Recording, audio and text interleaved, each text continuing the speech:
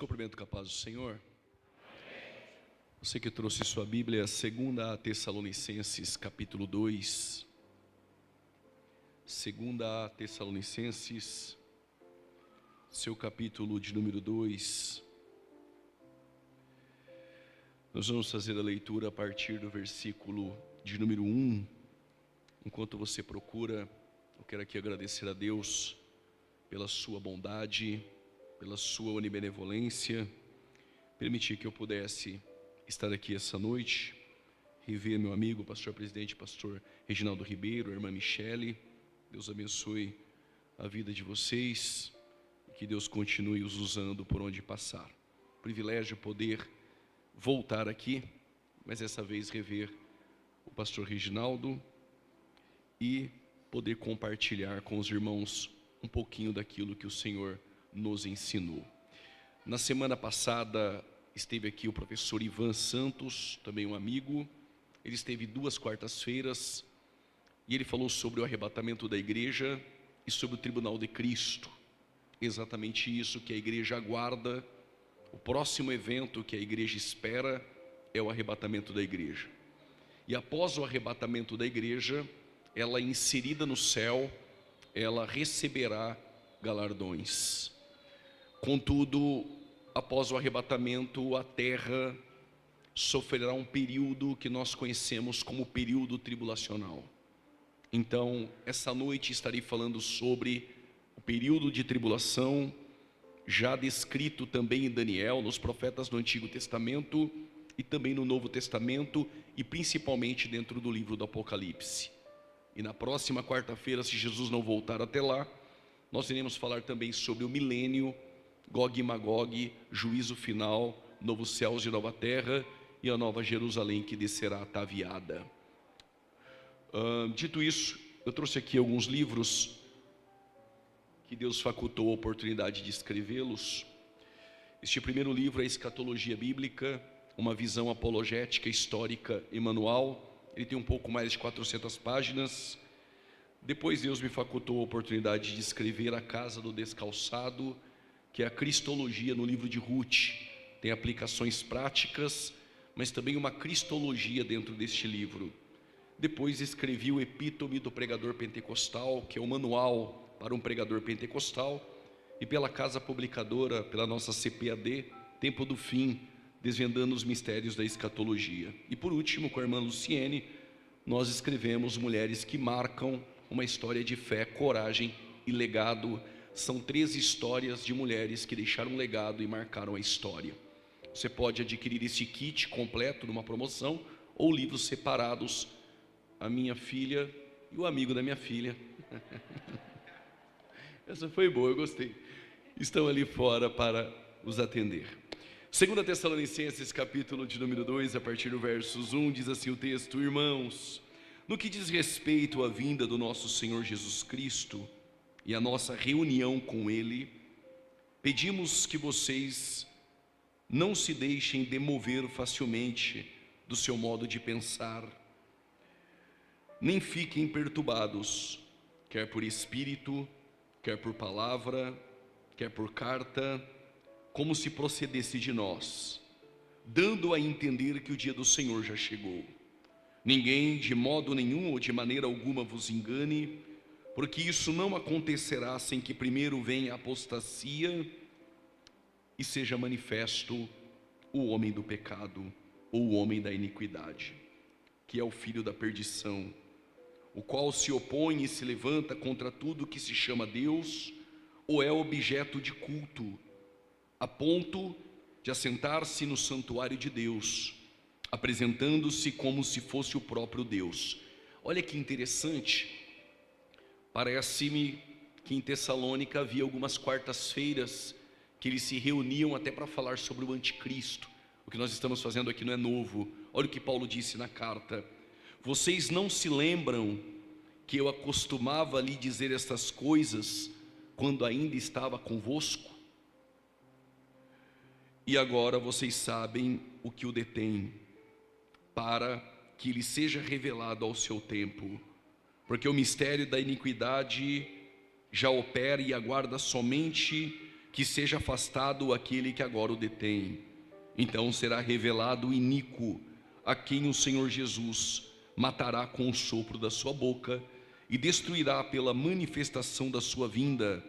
Ora, o aparecimento do iníquo é segundo a ação de Satanás, com todo o poder, sinais e prodígios de mentira e com todo engano de injustiça aos que estão perecendo, porque não acolheram o amor da verdade para serem salvos. E é por esse motivo que Deus lhes envia a operação do erro, para darem crédito à mentira, a fim de serem condenados todos os que não creram na verdade, mas tiveram prazer com a justiça. Tome seu assento em nome de Jesus.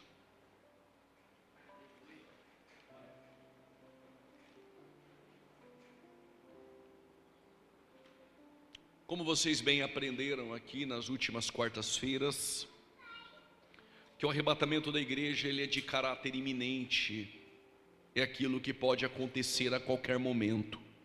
Ou seja, a igreja que hoje se preocupa com alguns acontecimentos mundiais dentro da geopolítica que nós estamos vendo, e hoje mesmo eu recebi centenas e centenas de mensagens por conta de acordo de paz de Israel com os palestinos, através do presidente americano, e alguns irmãos, parece-me que por falta de conhecimento ainda ficam alarmados com estes acontecimentos. Outros, quando cai uma bomba em Israel, eles vão para as redes sociais para dizer: agora Jesus está voltando. Só para lembrar os irmãos que para Jesus voltar, nós não dependemos nada de Israel, nem de acordo de paz, e muito menos de guerras que acontecem lá. Até porque, em Lucas 21, versículo de número 24, Jesus disse: Jerusalém será pisada, até que o tempo dos gentios se completem. E quando encerra o tempo dos gentios, quando se completa o tempo dos gentios? Quando Cristo vier com a igreja na segunda vinda, após o período tribulacional. É claro que nós devemos nos ater a todos os acontecimentos, mas nenhum desses acontecimentos vão interferir no toque da trombeta, ou nenhum desses acontecimentos irão interferir naquilo que Jesus disse: eu virei e vos levarei para mim mesmo. Ou seja, o arrebatamento de forma iminente, ele pode acontecer no caminho de volta para casa, pode acontecer hoje, antes que o culto termine, pode ser antes da bênção apostólica, que a trombeta de Deus ela toque e todos nós, juntamente com aqueles que morreram em Cristo, nós encontraremos nas nuvens para o encontro com o Senhor nos ares. Só que após o arrebatamento da igreja, a igreja no céu, participando do tribunal de Cristo e das bodas do Cordeiro, a mesma igreja que 2 Timóteo capítulo 4 versos 8 recebe a coroa de justiça, que Tiago 1,12 recebe a coroa da vida, que 1 Coríntios 9,25 recebe uma coroa incorruptível, que 1 Pedro capítulo 5 versículo 4 recebe uma coroa de glória. E se alguém perguntar como eu faço para receber, Apocalipse 2,10, ser fiel até a morte, dar-te-ei a coroa da vida. E para aqueles que já têm essa coroa, Apocalipse 3,11, então guarda o que tens, para que ninguém tome a tua coroa. A igreja nos céus, participando do tribunal de Cristo, e depois inserida na mesa para as bodas do Cordeiro, a terra inicia-se um período de tribulação.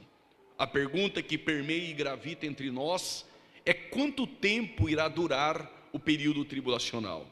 Em um programa de rádio, um pós-tribulacionista disse que tribulação de 7 anos, quem inventou isso foi a Assembleia de Deus, para descartar essa falácia que criaram, para mostrar que não foi a Assembleia de Deus, mas que foi o próprio João que defendeu que a tribulação ela vai ocorrer por 7 anos.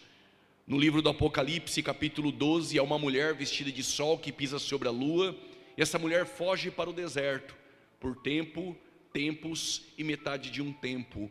Tempo, 1 ano, tempos, 2 anos, metade de um tempo, 6 meses. Ela foge para o deserto por 1260 dias, 3 anos e meio. E as duas testemunhas irão profetizar por 42 meses, 3 anos e meio. Não precisa ser um Pitágoras. 3 anos e meio, mais 3 anos e meio, totaliza 7 anos de tribulação. E olha que nós nem precisamos usar a 70ª semana de Daniel, que é a última semana de anos, que totaliza os 7 anos. Quando a igreja for arrebatada, a terra passará por um período de tribulação, e este período vai perdurar por 7 anos.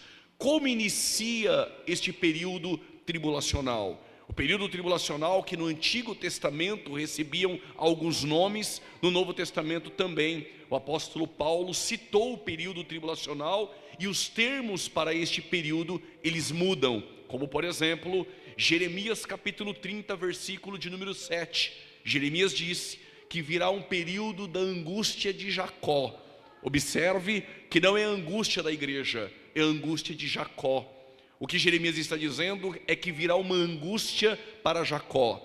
E a expressão angústia em hebraico é tsará. E tsará significa uma mulher com dores de parto, pronta para dar à luz. Lembra do que Jesus disse no sermão profético em Mateus 24, a partir do versículo 3 até o versículo de número 8, princípio de dores. E o que é o princípio de dores? Uma mulher que está com o princípio de dores, pronta para dar à luz. Ou seja, o período tribulacional, ele é metaforicamente ilustrado já no Antigo Testamento e até mesmo por Jesus, como um princípio de dores, como uma mulher que está de parto pronta para dar à luz. Ou seja, o período tribulacional é contrações de dores de parto. Mas a mulher, depois de sofrer a dor de parto, ela dá à luz a uma criança, que é um novo tempo, uma nova história. O período de tribulação é exatamente isso. São 7 anos de dores de parto, até que a terra dará à luz a um novo tempo, que é um período de 1000 anos, que é um período de um reino milenar, e nós iremos falar sobre isso, provavelmente na próxima quarta-feira.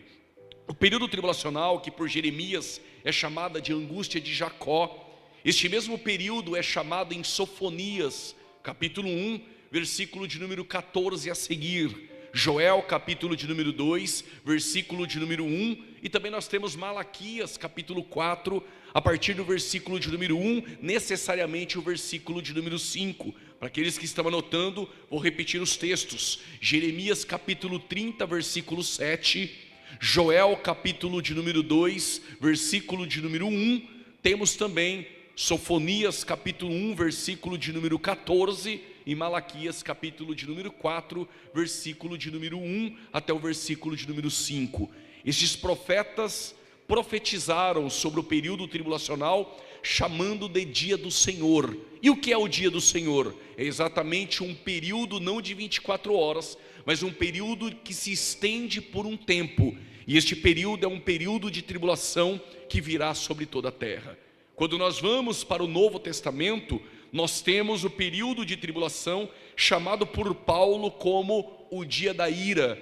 Em 1 Tessalonicenses, capítulo de número 1, versículo de número 10, Paulo, ele manda uma carta à igreja que ele fundou na segunda viagem missionária. Após Paulo fundar a igreja de Filipos, sair por Anfípolis e por Apolônia, chegar em Tessalônica, fundar a igreja de Tessalônica, e quando Paulo vai para Bereia, Atenas e Corinto, em Corinto Paulo escreve uma carta à igreja de Tessalônica, e nessa carta ele elogia a igreja de Tessalônica no capítulo de número 1, dizendo que das igrejas da Macedônia, que foram fundadas por Paulo, a igreja de Tessalônica se tornou a igreja modelo, e esta mesma igreja abandonou os ídolos e passaram a esperar o anticristo, coisa nenhuma, passaram a esperar dos céus Jesus Cristo, que nos livra da ira vindoura. Logo, o apóstolo Paulo está dizendo que o período tribulacional é um período de ira, mas nós crentes podemos ficar despreocupados. Ninguém aqui aguarda o iníquo, ninguém aqui aguarda o filho da perdição, ninguém aqui está aguardando o anticristo. Todos nós estamos aguardando um encontro com Jesus Cristo nos ares. Mas no capítulo de número 5, o apóstolo Paulo, ele diz assim: o dia do Senhor virá como um ladrão. Observe que a expressão dia do Senhor que Paulo usa no capítulo de número 5, já é uma expressão usada pelos profetas. Sofonias 1,14 que você anotou, Joel 2, versículo de número 1, que você anotou. Esses textos falam do dia do Senhor. E o dia do Senhor, Paulo também faz uso dessa expressão. O que nos parece é que as igrejas que Paulo fundou e que Paulo tratou sobre escatologia bíblica estavam acostumados já com a expressão do dia do Senhor. E Paulo diz assim à igreja de Tessalônica, capítulo 5 da primeira carta: o dia do Senhor virá como um ladrão. Quando eu li isso a primeira vez, eu pensei, o que vem como ladrão é o arrebatamento. Logo, o dia do Senhor é o arrebatamento. Aí Paulo, ele anula este meu pensamento quando ele diz: o dia do Senhor vem como um ladrão, como uma mulher que está de parto. Ou seja, a expressão mulher que está de parto é o período tribulacional. Já usada por Jeremias essa expressão, e também usada por Jesus como princípio de dores. Paulo está dizendo que o dia do Senhor vem como um ladrão, de forma repentina, trazendo destruição, como dores de parto, como aquela que está para dar à luz. Eu imagino que quando essa carta foi lida na igreja em Tessalônica, ainda em casas, os irmãos ficaram apavorados, porque o dia do Senhor vem como um ladrão. Ou seja, será que nós vamos passar pelo dia do Senhor? Aí Paulo diz assim: mas vós, irmãos, não estáis em trevas, para que este dia vos apanhe de surpresa, porque nós que estamos na luz não seremos pegos de surpresa. Versículo de número 9: porque a igreja não foi destinada para a ira. Ou seja, o que Paulo nos ensina através da igreja de Tessalônica é que o período tribulacional é o período da ira. E para que ninguém vos engane nos dias de hoje, dizendo: não, mas a ira é só no final da tribulação, e a igreja dentro da tribulação, ela não vai passar pela ira. A ira está já no início da tribulação, na abertura dos selos. Eu vim aqui para explicar sobre 7 selos, 7 trombetas e 7 taças. Mas no 5º selo haverá um terremoto terrível sobre toda a terra, como nunca houve.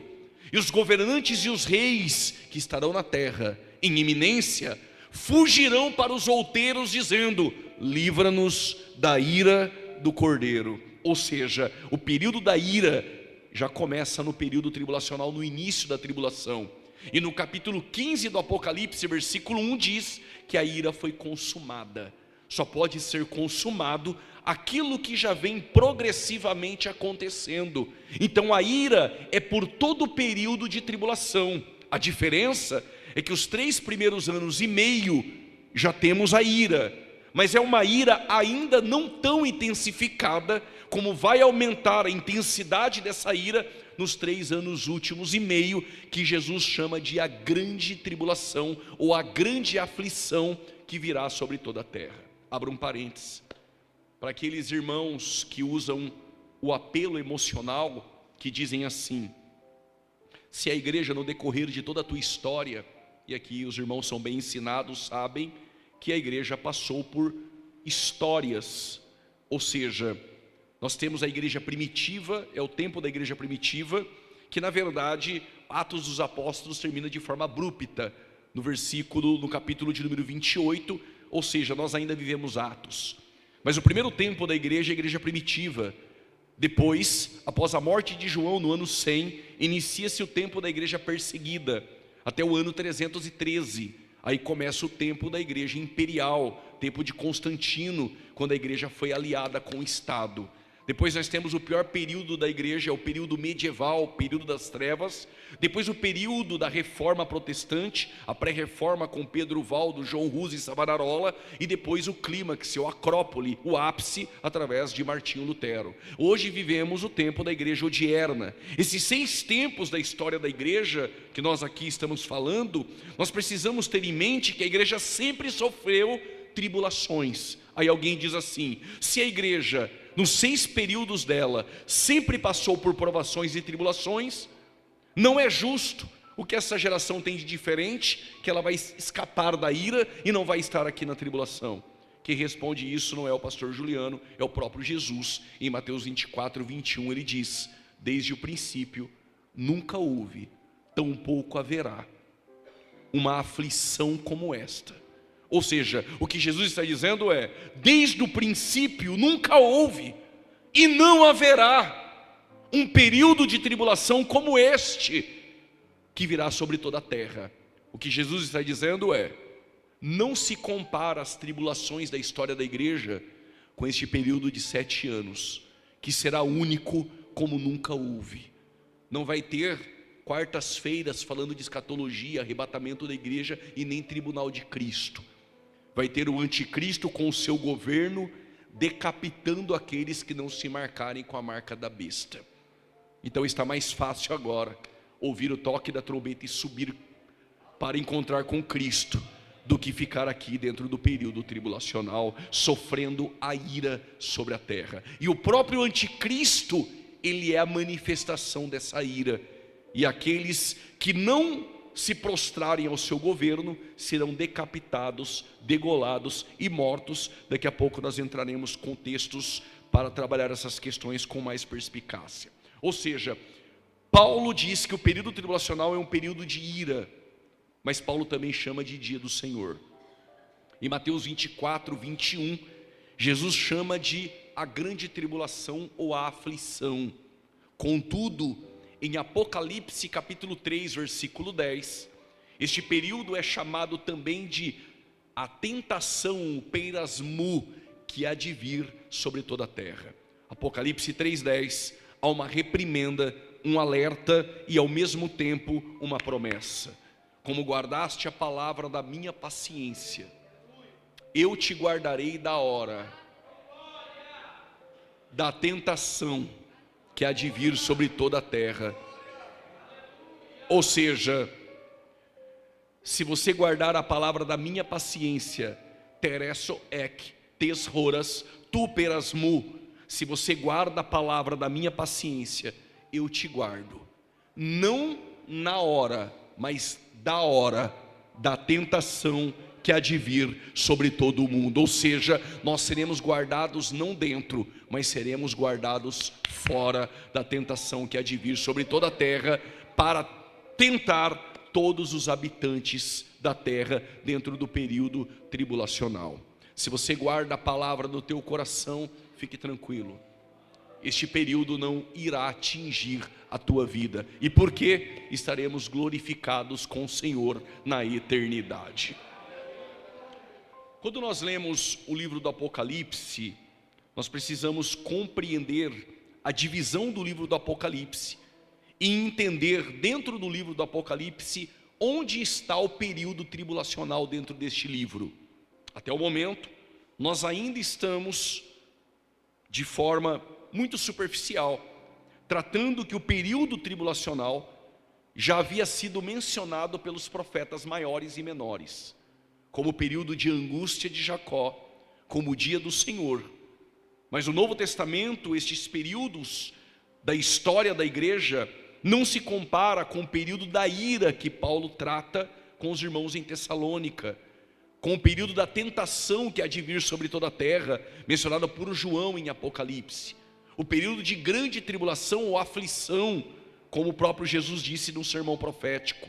E Paulo também usa a expressão dia do Senhor para o período tribulacional. Mas afinal de contas, no livro do Apocalipse, quais os capítulos que mencionam o período tribulacional? Para isso, nós precisamos compreender como dividir o livro do Apocalipse. É do saber dos irmãos que o livro do Apocalipse tem diversas interpretações, diversas escolas de interpretações sobre o livro do Apocalipse. Mas nós, assembleianos, e que também somos futuristas e pré-milenistas, nós temos uma leitura do livro do Apocalipse de forma literal. Ainda que o livro do Apocalipse tenha símbolos como besta que sobe da terra, besta que sobe do mar, antiga serpente e o dragão, 144 mil, uma mulher vestida de sol que pisa sobre a lua, que foge para o deserto, estes símbolos são interpretados pela própria Bíblia. Nós não temos o direito de espiritualizar estes textos e querer colocar uma interpretação nossa e ferir a exegese bíblica. Quando nós olhamos para sol e lua, por exemplo, dessa mulher vestida de sol que pisa sobre a lua, sol e lua aparece na Bíblia, o sonho de José, Ou seja, essa mulher, ela se harmoniza com a nação de Israel. É a nação de Israel que vai fugir para o deserto dentro do período tribulacional. E para todo leitor da Bíblia, que lê a Bíblia de forma literal, que lê a Bíblia com uma interpretação histórico-gramatical, ele vai compreender que a igreja não é o novo Israel. Ainda que você possa ter ouvido alguns pregadores dizerem, ou alguns ensinadores, de forma muito equivocada, dizer que a igreja é o novo Israel, que a igreja substituiu Israel, isso não é verdade. Israel tem uma eleição instrumental, e a igreja tem uma eleição salvífica. Mas mesmo Deus hoje tratando com a igreja, Deus não rejeitou Israel. Se você ler Romanos 9, é o passado de Israel. Se você ler Romanos 10, é o presente de Israel. Mas se você ler Romanos 11, versículo 25 a seguir, o que Paulo fala sobre Israel? E todo Israel será salvo. Quando? No futuro, por causa de uma nova aliança com a casa de Judá e com Israel. Chegará um tempo futuro em que o próprio Israel terá um encontro com o teu Deus. Não é aquele texto que alguns congressos de forma equivocada lê Amós 4,12 dizendo: prepare-te, ó Israel, para encontrar com Deus. Aí nós pregadores vamos lá e temos que arrumar esse texto. Por quê? Prepare-te, ó Israel, para encontrar com Deus. Israel não é a igreja. Prepare-te, ó Israel, é a própria nação étnica de Israel. Ou seja, Israel na tribulação será preparado para encontrar com Cristo no final da tribulação e se converter e reconhecer que Ele é o Messias. Vocês estão aí? Ok. Só para os irmãos terem uma ideia sobre interpretação bíblica, olhem para cá. Se as profecias dos profetas que falavam sobre o ministério terreno de Jesus se cumpriram literalmente, por que as profecias futuras nós vamos colocar na igreja? Qual a autoridade que nós temos de querer colocar uma interpretação nova que nem os profetas tinham? Exemplo, Zacarias capítulo 9, versos 9, diz que Jesus entraria montado em um jumentinho. Ele entrou em Jerusalém montado exatamente em um jumentinho. A profecia se cumpriu de forma literal. Isaías 53 fala do servo sofredor, fala daquele que como uma ovelha muda seria levado ao matadouro. Isaías 53 se cumpre cabalmente de forma crucial, trivial, unilateral na cruz. Não há nada para espiritualizar, se cumpriu literalmente. Miqueias capítulo 5 versos 2 diz que o rei, o menino nasceria em Belém, mas ele é desde os tempos da antiguidade. Se cumpriu literalmente, Jesus nasceu em Belém. Isaías 61 do versículo 1 ao 3, o Espírito do Senhor está sobre mim e me ungiu para dar liberdade aos cativos, vista aos cegos, não é isso? Lucas 4, Jesus entra na sinagoga, abre o livro do profeta Isaías e isso se cumpriu literalmente, o Espírito do Senhor está sobre mim. Escute isso agora, se as profecias do Antigo Testamento se cumpriram em Cristo no seu ministério, literalmente, por que as profecias futuras que falam sobre tribulação, salvação para Israel, nós vamos alegorizar e colocar dentro da igreja? Ou seja, não tem igreja no Antigo Testamento. No Antigo Testamento só tem Israel. E todas as profecias futuras para a nação de Israel, todas irão se cumprir literalmente. Ou seja, hoje Deus está tratando com a igreja. Plenitude dos gentios. Israel rejeitou o Messias. Então os ramos originais, Romanos 11, foram cortados da oliveira. E nós fomos enxertados. Se alguém desse um glória a Deus lá na igreja em Roma, Paulo disse, não dê glória. Paulo disse, não se glorie. Porque se os ramos originais foram cortados, quanto mais eu e você que deu glória. Jambuzeiro bravo, oliveira brava. Mas graças a Deus que no banquete da parábola de Jesus, os que estavam na lista rejeitaram o convite. E aí os servos disseram ao rei, o que vamos fazer? Ele disse, como a mesa está pronta, então agora convide os que não estavam na lista. E nós que não estávamos na lista, agora estamos sentados na mesa da graça. Ou seja, por que tem igreja hoje que tem candeeiro dentro dela? Que nem era para se chamar igreja, era para se chamar sinagoga. Por que tem igreja que tem chofar? Por que tem igreja que tem arca? Por que tem igreja hoje que o líder está com o quipar na cabeça? Precisaria ler urgentemente, de forma peremptória, a carta aos Gálatas, a essa sinagoga. Porque a igreja de Cristo não é Israel. Cristianismo não tem nada a ver com judaísmo, ainda que nós cremos em um mesmo Deus, mas nós cremos também na pessoa do Filho, do Espírito Santo. E nossa igreja não tem chofar, tem palavra. Nossa igreja não tem candeeiro, tem a presença do Espírito Santo de Deus. E permita-me, se você frequenta uma igreja que tem chofar, que tem arca, que tem candeeiro, fuja dessa sinagoga e vai para uma igreja bíblica que tem palavra e ação do Espírito Santo. Quando nós lemos o livro do Apocalipse, nós precisamos então compreender qual a divisão exata do livro do Apocalipse. Lembra que eu disse, há várias interpretações sobre o livro do Apocalipse. A interpretação historicista diz que o livro do Apocalipse está se cumprindo durante a história. A interpretação alegórica, chamada de idealista, são dos nossos irmãos presbiterianos. Eles acreditam que o livro do Apocalipse, os personagens que nele estão, são todos espirituais e nada é literal. Por exemplo, os 144 mil, que a Bíblia diz que é 12 mil de cada tribo, eles dizem que é a igreja. A mulher vestida de sol que pisa sobre a lua, eles dizem, é a igreja. O período de 1000 anos, como diz Apocalipse 20, eles dizem, a Bíblia diz que é 1000, mas não é 1000, é alegórico. Percebe como eles alegorizam textos sem critério exegético? Logo, a interpretação correta é baseada em Apocalipse 1:19.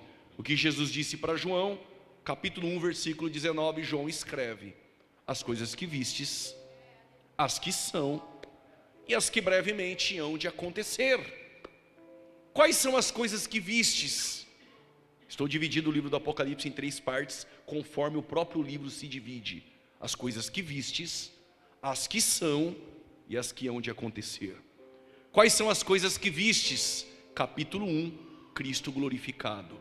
João está em Pátimos pela palavra e pelo testemunho. E aqui é uma grande lição. Fidelidade à palavra não é ausência de provação. Ele é fiel à palavra, mas está exilado. Mas se fidelidade à palavra não é ausência de provação, uma coisa eu te garanto: fidelidade à palavra é garantia da tua presença. Jesus apareceu para ele no capítulo 1 glorificado, e quando João olhou para ver quem era aquele que falava com ele, no meio dos castiçais, como voz de trombeta, Jesus disse a João: não temas. Cabelos brancos como a neve, fala da sua eternidade. Isaías 9:6, ele é pai da eternidade. Miqueias 5:2, ele é o menino que nasce em Belém, mas ele é desde os tempos da antiguidade.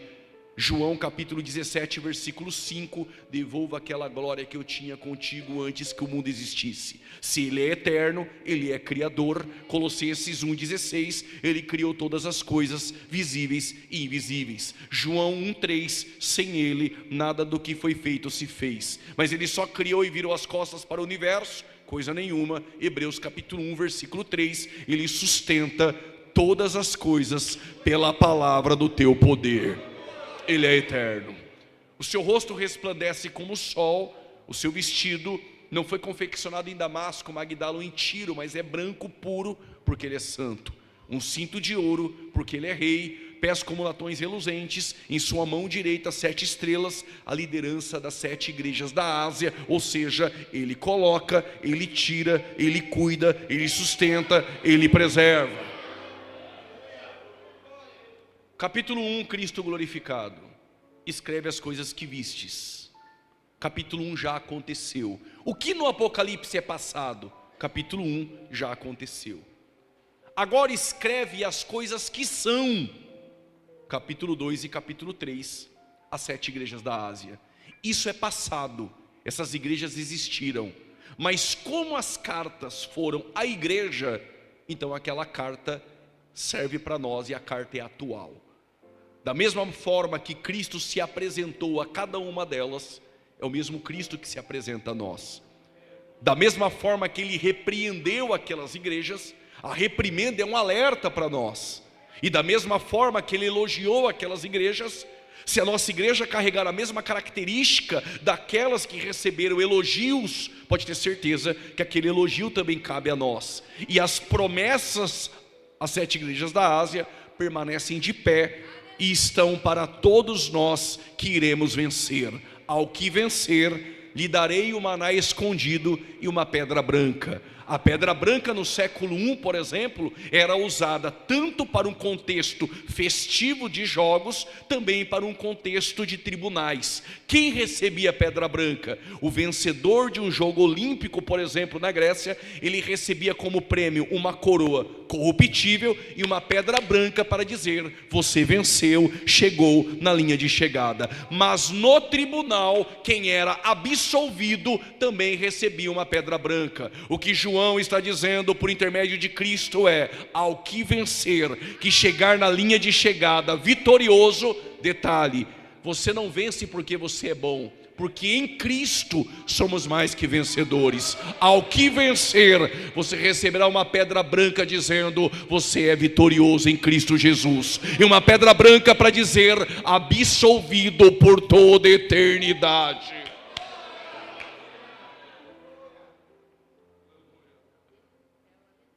Por causa desse, meu Deus do céu, ao que vencer, será coluna no meu templo. Por que ele escreveu isso à igreja de Filadélfia, capítulo 3, versículo 12? Porque em Filadélfia tinha muitos terremotos. Então os templos erigidos pelos homens, com os terremotos, as colunas tornavam-se ruínas. Jesus está dizendo: mas você, igreja, será uma coluna no meu templo, e não há terremoto, não há prova, não há tempestade que vai te abalar.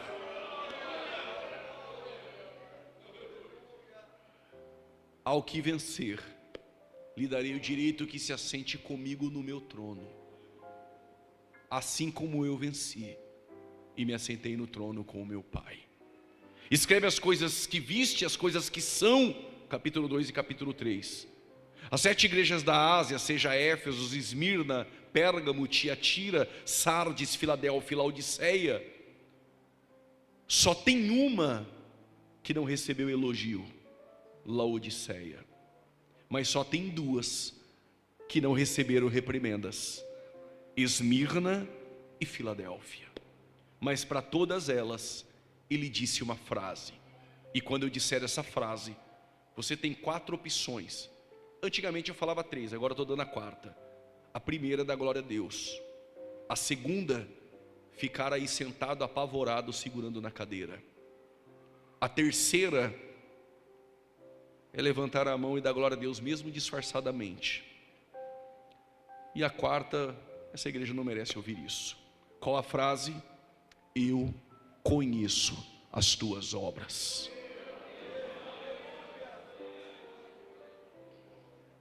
Quem tem olhos como chamas de fogo, sabe até a oração que você ainda não fez. Vou melhorar. Olhos como chamas de fogo, ele já ouviu esse glória a Deus que você deu aqui agora, desde a eternidade, antes de criar o universo. Olhos como chamas de fogo, sabe até o que você pensa e o que você vai pensar. E se você não quer que ele saiba teu pensamento, é melhor que nem pense. Jesus estava num culto, e é naquele culto que um rapaz vai sair por uma porta que nunca entrou, até porque entrou pelo telhado. E os fariseus no culto, diz o texto, pensaram, não falaram. E Jesus disse: por que pensais mal em vossos corações?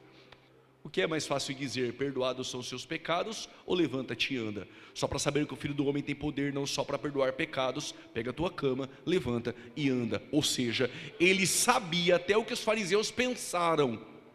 Aquele que conhece as tuas obras Ele conhece a igreja do lado de dentro e também do lado de fora. Lições que nós aprendemos com as 7 igrejas da Ásia, uma delas, por conta do tempo, é: o relatório dos homens é diferente do relatório dos céus. Relatório dos homens, igreja de Laodiceia: rica sou e de nada tenho falta.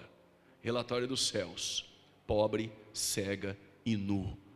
Relatório dos homens, Esmirna é pobre, no céu aquilo é rica. Filadélfia, relatório dos homens, tem pouca força. Relatório da eternidade: tendo pouca força, não negou o meu nome, e diante de ti eu pus uma porta aberta, e a porta que Deus abre, demônio nenhum fecha. Mas o livro do Apocalipse também fala das coisas que brevemente hão de acontecer. Capítulo 4 e 5 é atemporal.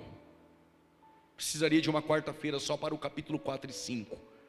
Mas do 6 ao 22 são coisas que hão de acontecer. Ou seja, irmão, quando você estiver em sua casa lendo o Apocalipse, se ler o capítulo 1, já aconteceu. O Cristo glorificado apareceu para João, mas é o mesmo Cristo glorificado que nós veremos na eternidade. Capítulo 2 e capítulo 3, aquelas igrejas da Ásia, 7, hoje é ruínas. Aquelas igrejas passaram, mas a reprimenda, os elogios, as promessas estão de pé para nós. Mas do capítulo 6 ao 22, tudo que você ler ali só vai acontecer após o arrebatamento da igreja. Dá até vergonha dizer isso aqui, mas na pandemia tinha uns gafanhotos na Argentina, e crente que não vem na escola bíblica dominical e falta no culto de doutrina, é razoável que faça isso. Apocalipse 9 está se cumprindo, os gafanhotos já estão chegando na terra. Sabe o que tem em Apocalipse 9? Um ser desce do céu, abre o poço do abismo, após receber a chave de um outro ser, e do poço do abismo sairá Abaddon, Apolion e gafanhotos, cabelos como fio de ouro, picadas de escorpiões, e atormentarão a terra por meses. São demônios, irmãos. E por que João disse que saem como gafanhotos? É porque eram tantos demônios que saíam em bando para atormentar a terra. Aí quem não lê a Bíblia não sabe que Apocalipse do 6 ao 22 só ocorre após o arrebatamento. Pegou o capítulo 9 e colocou na pandemia. E para piorar, ainda disse que os demônios eram os gafanhotos que estavam na Argentina e já estavam vindo para o Brasil. Esses demônios irão atormentar a terra. Mas as irmãs podem ficar tranquilas, que neste momento vocês estarão vestidas de linho branco puro, resplandecente, sentada na mesa das bodas do Cordeiro. Só que o período tribulacional dentro do livro do Apocalipse, se eu já aprendi que do 6 ao 22 é futuro, e a tribulação está onde no Apocalipse? Do 6 ao 18. A tribulação que ocorre após o arrebatamento da igreja está inserida em Apocalipse do capítulo 6 até o capítulo de número 18. Tudo que você ler em Apocalipse do capítulo 6 ao 18 é o período tribulacional.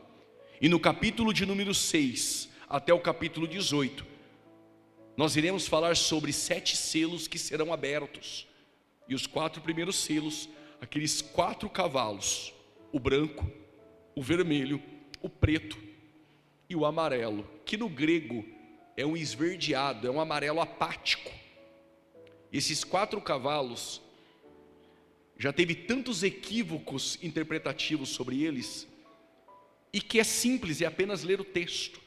E o texto informa quem são os 4 cavalos brancos, que são os 4 primeiros selos. Também dentro do Apocalipse do 6 ao 18, depois dos 7 selos, 7 trombetas. E depois das 7 trombetas, 7 taças. Não são eventos cíclicos que ocorrem de forma simultânea, tratando-se de um mesmo evento. Selos, trombetas e taças são eventos distintos de forma linear e progressivamente.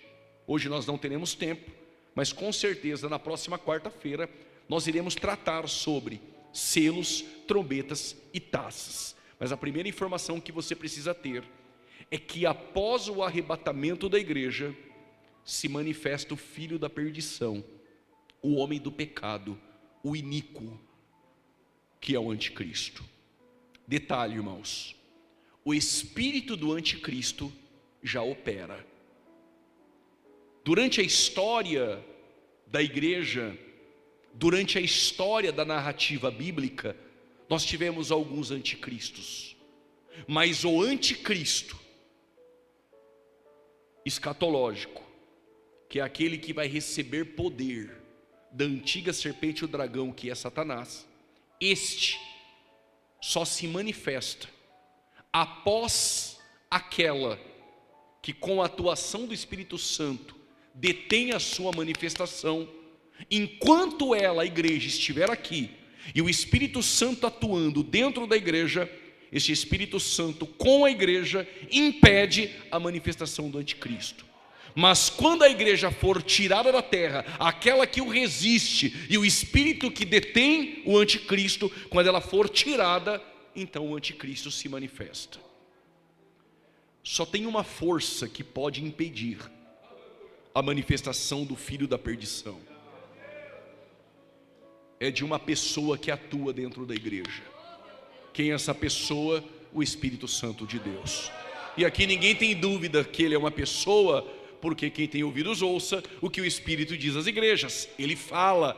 Paulo diz: quando tu não tiver força para orar, fique tranquila, ele intercede por vós com gemidos inexprimíveis. Ele fala, ele intercede, e ele usa o pastor Reginaldo com os pastores daqui para cumprir o que está em Atos 13. O Espírito Santo separou Barnabé e Paulo para a primeira viagem missionária. Ele fala, ele intercede, ele separa para o ministério, e Tiago ainda vai dizer que ele tem ciúmes. E tem mais, João 14, João 16, Jesus disse: ele vos ensinará todas as coisas e vos fará lembrar de tudo quanto vos tenho dito. Ele faz lembrar, ele ensina, ele fala, ele separa, ele intercede, ele tem ciúmes, ele direciona os crentes, ele é uma pessoa e ele habita no meio da igreja.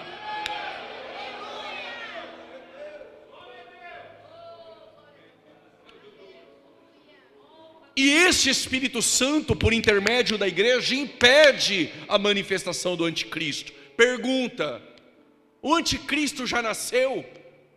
E eu vou saber? Pode ser que ele tenha nascido? Pode. Pode ser que ele tenha 20 anos? Pode. Tudo isso está dentro de um campo hipotético.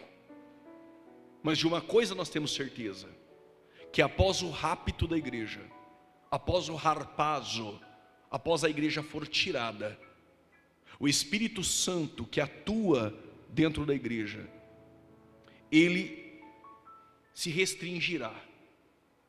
Então o anticristo terá o espaço para se manifestar dentro do período tribulacional. O anticristo, a igreja não precisa ficar procurando nomes. E olha que eu já ouvi, infelizmente, alguns que infelizmente dizem ser pentecostais, mas claro que nós sabemos que é só uma roupagem pentecostal, já disseram que o anticristo é o Macron, presidente da França. Outros disseram que o anticristo é Elon Musk. Agora estão todos preocupados dizendo que o anticristo é o Trump.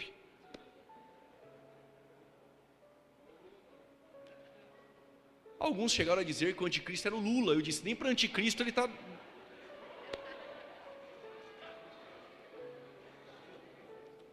Mas olha que interessante.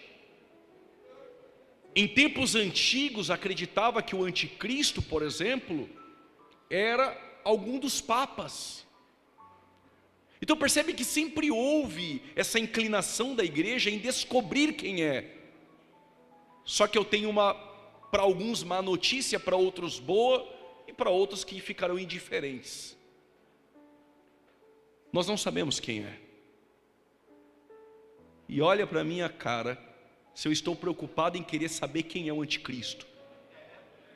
Se quando ele se manifestar, nem aqui eu vou estar.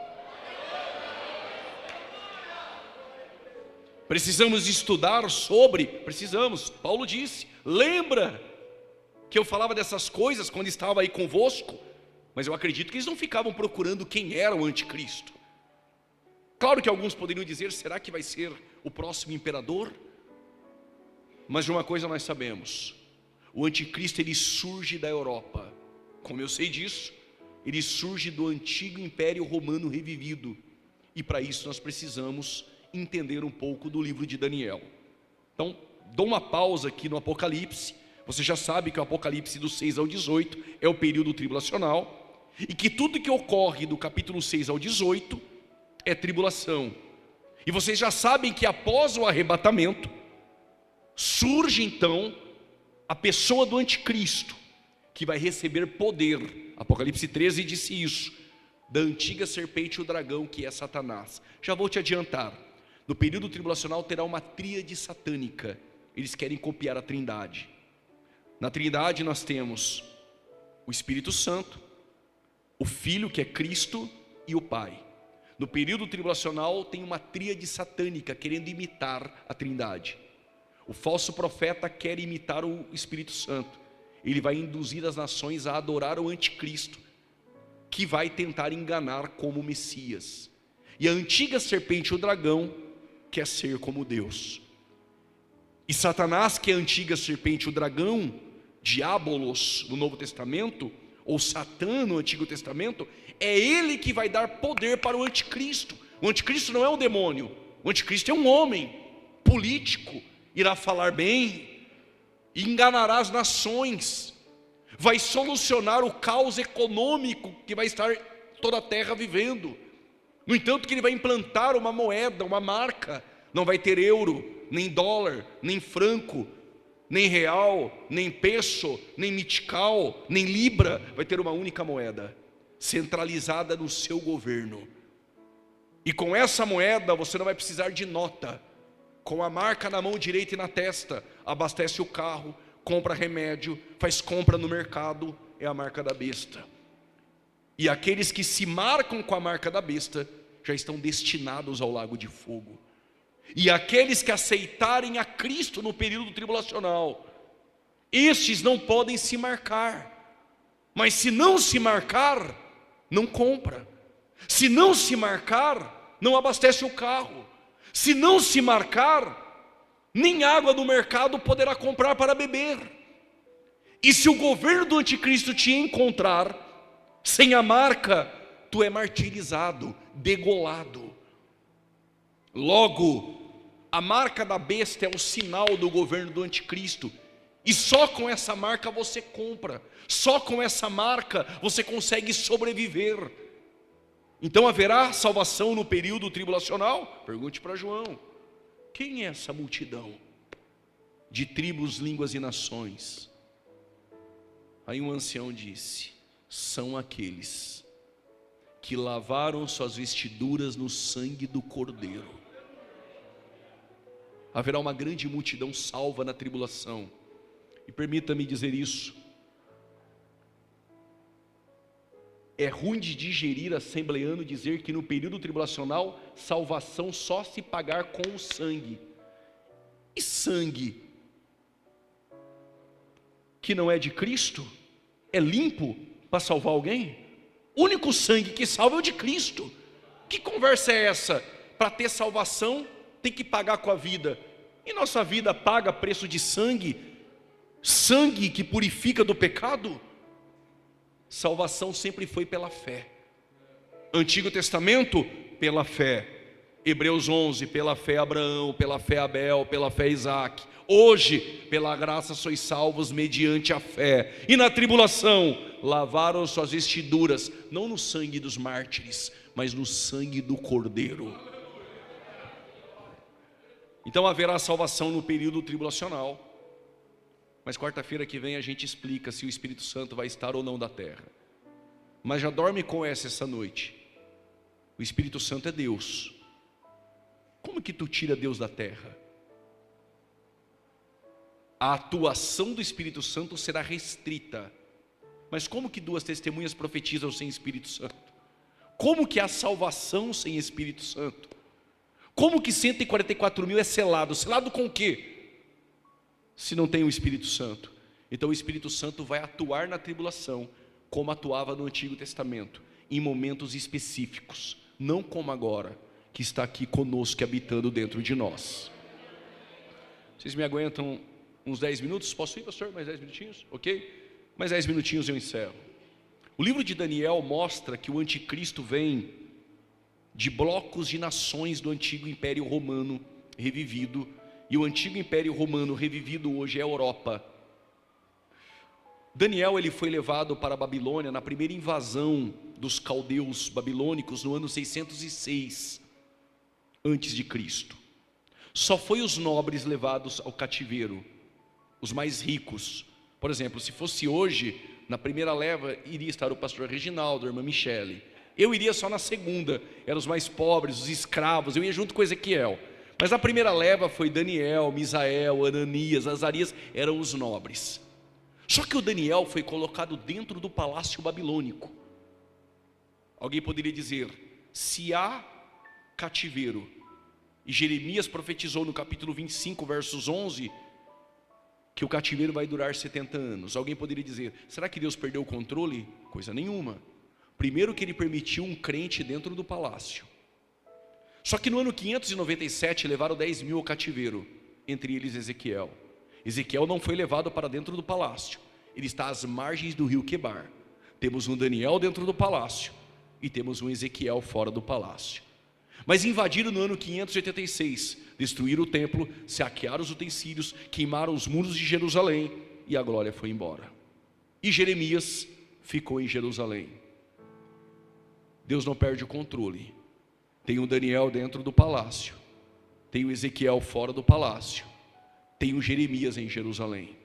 Assim como Deus tinha uma menina na casa do Naamã, um José na casa do Potifar, um Pedro na Judéia, um Filipe em Samaria, um Paulo nos confins da terra, Deus ele tem pessoas específicas em lugares estratégicos. Deus não erra o plantio, aonde Deus te colocou, é aí que Deus vai te usar. E por que Daniel está dentro do palácio? Porque o rei vai sonhar. Só que o faraó é aquele que te liga, conta o sonho e diz, irmã, você interpreta? A gente até dá um jeitinho. O Nabucodonosor teve um sonho e falou, não vou contar não. Eu quero que revele o sonho e depois interprete o sonho. Arioque, chefe da guarda, passaram um pregão em Babilônia procurando mago, astrólogo, adivinho, profeta do Pix, ninguém conseguia interpretar. Mas tinha um jovem que orava 3 vezes ao dia.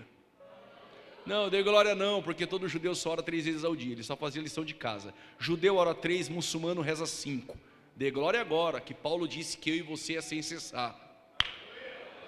Quando Daniel orando 3 vezes ao dia, quem ora tem revelação. Deus deu a ele a revelação, compareceu diante do rei e diz, tu sonhou com uma estátua, não foi? O rei falou, foi mesmo. A cabeça era de ouro, peito e braço de prata, ventre e quadril de bronze e perna era ferro e barro. Cabeça de ouro é tua Babilônia, peito e braço de prata é os medopersas de Síria e de Dário. O ventre e o quadril de bronze é um tal de Alexandre o Grande, filho de Filipe o Macedônio, é Grécia. E perna, ferro e barro é Roma. 4 materiais, 4 reinos. Babilônia, os medopersas, a Grécia e Roma. Mas o sonho não acabou aí não, né, Nabucodonosor? Ele falou, acabou não, tem mais uma parte, não tem? Tem sim, tu viu uma pedra. E a pedra vem sem auxílio de mãos, colide com os pés da estátua e a estátua se rompe. A pergunta que permeia e gravita aqui em Jaboticabal hoje é essa: quem é a pedra? O que as pessoas dizem que eu sou? Os que te viram chorar estão falando aí que o Senhor é o Jeremias. Os que te viram pregar um sermão duro estão falando que o Senhor é o João Batista. Ah, mas os que te viram curar com poder saíram por aí dizendo que o Senhor é o Elias. Tá bom, e vós? O que vocês dizem que eu sou? Eu não sei aqui em Jaboticabal, mas domingo, 9 horas da manhã, e bem feito para quem não vem na escola bíblica dominical. As testemunhas de Jeová, que tem como fundador Charles Taze Russell, eles batem na porta de nossas casas só para dizer, Jesus não é Deus, Ele é uma criatura criada em algum tempo da eternidade, nada mais. Os Mormons, que se vestem como crente, que tem como fundador Joseph Smith, eles dizem: Jesus é um polígamo, casado com Marta e Maria, em João capítulo de número 2, as bodas de Caná, e o mesmo irmão de Satanás e filho de Adão. Os adventistas do sétimo dia dizem que o nome honorífico de Jesus é o arcanjo Miguel. A maior religião que cresce em Hollywood, os budistas de Siddhartha Gautama dizem: ele nunca foi Deus, é só um bom exemplo de liderança e nada mais. A maior religião que cresce no planeta, os muçulmanos, principalmente na Europa, que já invadiram, eles vão dizer: Jesus não é Deus, é só um profeta. Kardecismo, como o gnosticismo diz, Jesus nunca teve um corpo, somente um espírito elevado que lá no hinduísmo alcançou o karma.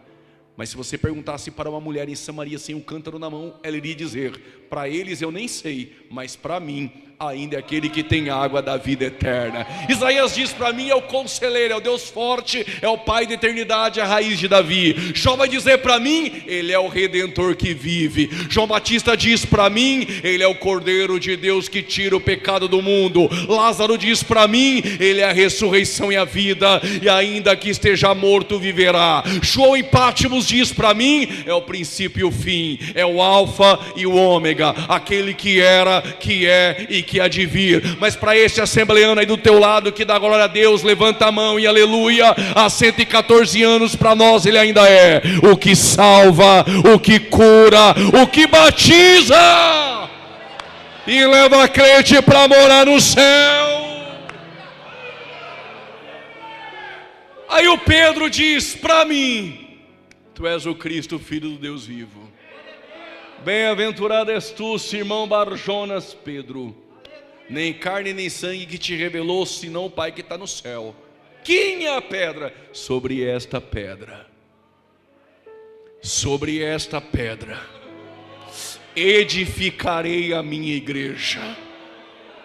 O sonho Nabucodonosor é: Babilônia passa, os medo-persas passa, e os gregos vão passar, e aquela Roma já caiu. Pastor passa, pregador passa, cantor famoso passa, deputado passa, teu Bolsonaro passa, o teu Lula passa, todos passam, mas a pedra é o reino eterno que subsiste eternamente.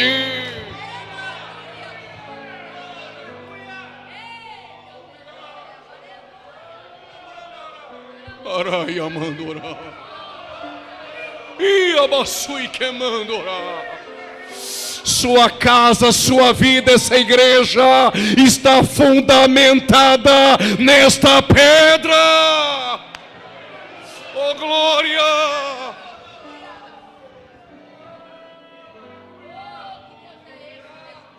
Permita-me. A pedra colidiu com os dedos da estátua, com os pés. O que isso tem a ver? Calma. Daniel 7. Não é Nabucodonosor que sonha, agora é Daniel que tem a visão. Sabe qual é a visão? Ele viu 4 animais. Quantos? Ele viu um leão, ele viu um urso, um leopardo com asas, e o 4º animal era um monstro terrível, com dente de ferro e 10 chifres na cabeça. O leão é cabeça de ouro da estátua, é Babilônia. O urso, os medos e os persas. E o leopardo, a Grécia, com asas, a velocidade com que Alexandre o Grande conquistou o mundo. E o 4º animal é Roma, perna de ferro e barro, fragilidade e poder. Os dentes do 4º animal é ferro, mas na cabeça do 4º animal 10 chifres. Não entendi, eu explico. Babilônia passou, hoje é o Iraque.